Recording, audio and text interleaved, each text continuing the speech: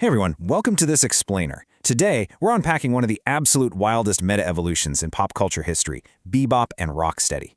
We are tracing a fascinating journey from punchlines to predators. We're going to explore how two characters, originally invented as absolute jokes, just to sell a few more pieces of plastic, completely evolved over the decades into genuine lethal threats within their universe. Okay, let's dive into this.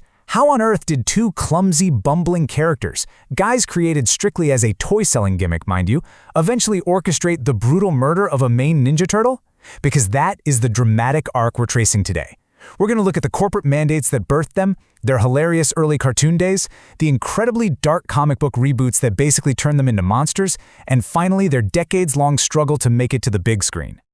All right, let's start with Section 1, Origins of the Mutants, subtitle, The Playmates Toy Deal. So if you thought these two came from the gritty, original Mirage comic books, well, think again.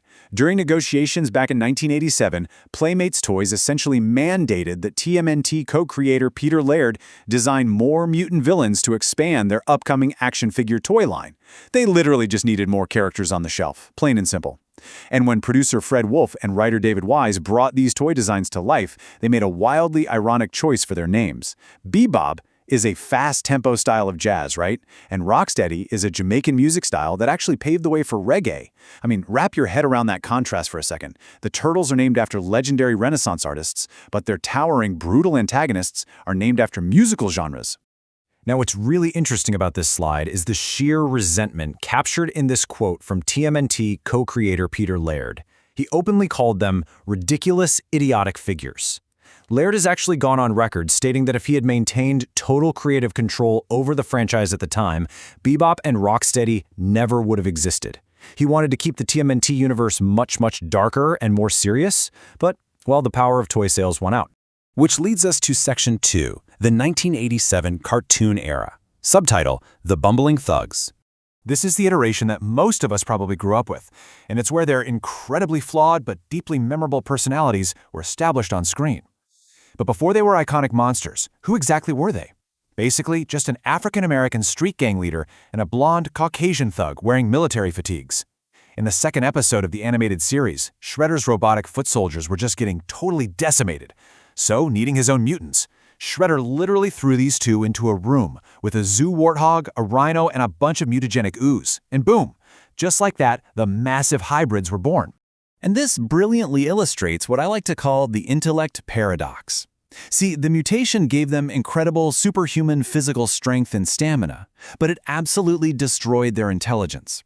When they were trapped in Krang's brain extraction machine, the supercomputer famously concluded there was absolutely no data to extract. No data. Because they were so incredibly dense, the turtles almost never fought them head-on with brute force. Instead, they constantly relied on psychological tricks and slapstick maneuvers just to outsmart them. But wait, before we move on to their darker eras, let's take a quick pivot. What about Bebop's pet? Yeah, you heard me right. Bebop actually had a pet in this era, and this piece of trivia is just too wild not to share. So this is the origin of Slash. Now, fans of the franchise know Slash is a terrifying anti-hero or sometimes a villain, but in the 1987 continuity, Slash was initially just Bebop's totally ordinary pet turtle. Rocksteady, basically wanting to get out of doing a mundane household chore, grabbed a highly dangerous vial of mutant and mutated the pet just so it could do the work for them. I mean, you can't make this stuff up. Slash eventually escaped, developed this deep-seated psychological hatred for all turtles, and became powerful enough to fight all 4 Ninja Turtles at once. And it was all because Rocksteady didn't want to clean up. All right, moving into Section 3, Gritty Reboots and Lethality. Subtitle, The Modern Predators.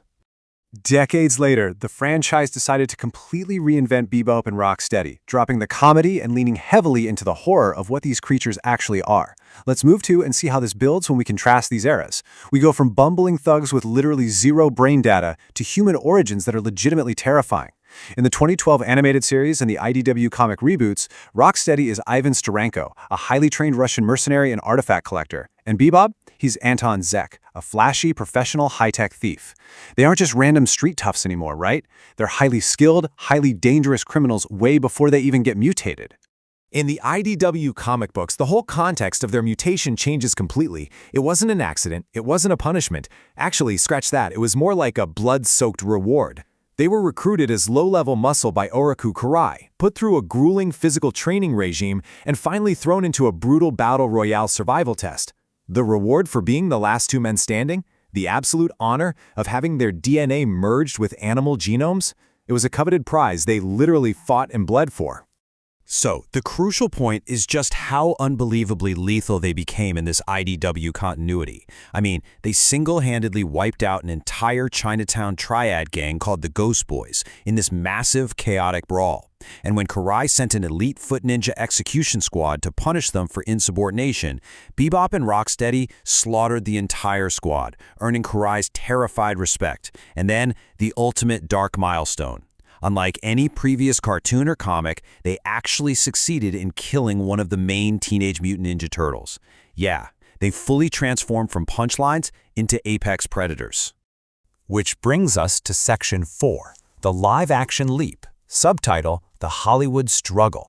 So, despite their immense popularity, getting these two onto the cinematic big screen was basically a decades-long curse.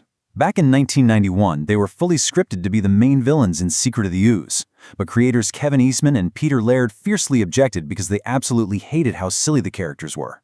So the filmmakers had to replace them with two original mutants, Taka and Razar. Fast forward to the 2014 live-action reboot, scripted to appear again. But rendering the four turtles and Splinter pushed the visual effects budget to its absolute limit, so Bebop and Rocksteady were cut again because of CGI costs. Finally, in 2016, the curse was broken, and they made their long-awaited debut in Out of the Shadows. And their 2016 debut was a total spectacle. Rocksteady was brought to life by professional WWE wrestler Stephen Sheamus Farley, and Bebop was played by comedic actor Gary Anthony Williams. What's absolutely brilliant here is how the producers handled their dynamic. Despite being massive, terrifying CGI monsters, their chemistry was explicitly designed to mirror legendary comedic duos like Laurel and Hardy. They even drew inspiration from the chaotic, totally unhinged energy of Charlie and Frank from It's Always Sunny in Philadelphia. It just perfectly blended their menace with their hilarious legacy. Which brings us to our final thought. Are Bebop and Rocksteady proof that corporate mandates can accidentally create pop culture legends? We've watched them go from a reluctant creator's toy commercial filler to bumbling cartoon idiots to bloodthirsty comic book murderers and finally to Hollywood heavyweights. It really makes you ponder the chaotic nature of media creation, doesn't it? Sometimes the most enduring icons don't come from some grand artistic vision, but just from a desperate need to sell plastic figures.